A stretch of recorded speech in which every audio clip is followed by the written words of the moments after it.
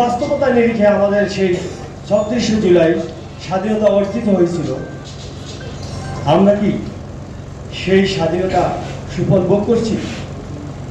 এই ১৬ জুলাই, এই ৩৬ জুলাইয়ে আমাদের মোট ৫ জন সাংবাদিক নিহত হয়েছিল। মেহেদী হাসান, শাকিল আহমেদ, আকিনজি, তানজিল এবং হৃদয়, এবং ২০০-র অধিক সাংবাদিক আহত হয়েছিল। নিহত সাংবাদিকদের আত্মার মাগফিরাত কামনা করি, আহতদের সুস্থতা কামনা করি। যেই স্বপ্নের বাস্তবায়ন নিয়ে অন্তর্বর্তীকালীন এই সরকার প্রতিষ্ঠিত হয়েছিল, এই সরকার প্রতিষ্ঠিত হয়ে ৯টি সংস্কার কমিশন করেছিল।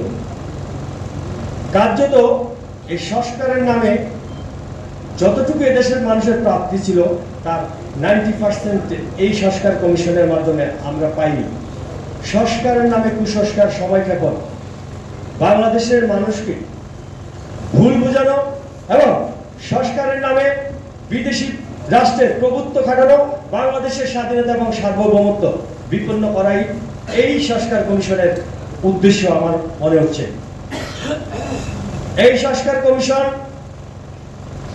যে ধরনের সংস্কার প্রয়োজন ছিল, আজকে আমি এই সংস্কার কমিশনের কিছু বিষয় নিয়ে আগে আলোচনা করব। নির্বাচন কমিশন বাংলাদেশের একটি সাংগঠনিক প্রতিষ্ঠান, এটাকে আমরা একটি সাংগঠনিক রূপ আজও দিতে পারিনি। এই নির্বাচন কমিশন, সংস্কার কমিশন যেই ধরনের প্রস্তাবনা করেছিল, একটি মাত্র 10 ভাগ হতে পারে বাংলাদেশের মানুষের প্রাপ্তি এবং প্রত্যাশা। কেন? এই তথ্য প্রযুক্তির যুগে আজও আমরা আমাদের নির্বাচন কমিশন নির্বাচনী ব্যবস্থাকে ঢেলে সাজাতে পারিনি। এই তথ্য প্রযুক্তির যুগে আমরা একটি ফিঙ্গারপ্রিন্ট, ফেস রিকগনাইজ এবং আই কন্টাক্ট, প্রয়োজনে আমরা ডিএলএ প্রোফাইল নিয়ে আমরা একটি নিজেদের ডাটাবেস তৈরি করে ভোটিং সিস্টেম আমরা চালু করতে পারতাম। সেটার প্রস্তাবনা এই সংস্কার কমিশনের মধ্যে নেই।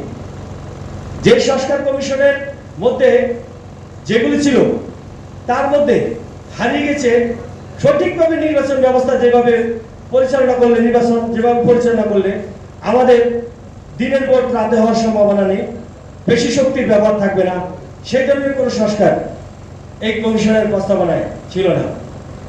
এই কমিশনের যে শিক্ষা কমিশন ছিল, এই শিক্ষা কমিশনের প্রকৃত অর্থে শিক্ষা এখন আর সেই মান্দাতার আমলের কাগজে কলমের গদবান্ধা পড়াশোনার মধ্যে আবদ্ধ।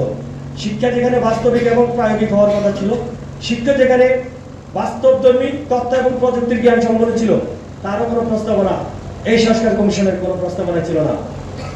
এই সংস্কার কমিশনে বাংলাদেশের মানুষের চিকিৎসা ব্যবস্থা নিয়ে, চিকিৎসা এখন এই দেশের গরিব অসহায় মানুষের জন্য এক বিলাসিতার নাম হয়ে দাঁড়িয়েছে। শিক্ষা যেমন বিলাসিতার নাম হয়ে দাঁড়িয়েছে, চিকিৎসা গ্রহণ করা এই দেশের মানুষের জন্য সবচেয়ে বিলাসিতায় পরিণত হয়েছে। চিকিৎসকরা এই দেশে কসাইতে পরিণত হয়েছে, আর শিক্ষকরা এই দেশের সবচেয়ে বড় চেতনাবাদী, সবচেয়ে বড় ব্যবসায়ী। শিক্ষা এই দেশের শিক্ষকরা এই দেশের সবচেয়ে বড় ব্যবসায়ীতে পরিণত হয়েছে। আজকে আমাদের সার্বিক পরিস্থিতিতে বাংলাদেশের ভাগ্য সেই অন্ধকারে নিমজ্জিত রয়ে গেছে। সাধারণ জনগণের ভাগ্য উন্নয়ন ঘটানোর জন্য কেউই কাজ করছে না। আর এই যে মানুষের ভাগ্যের যে নির্মম পরিহাস, এটার সৃষ্টি কিন্তু আজ থেকে হয়নি।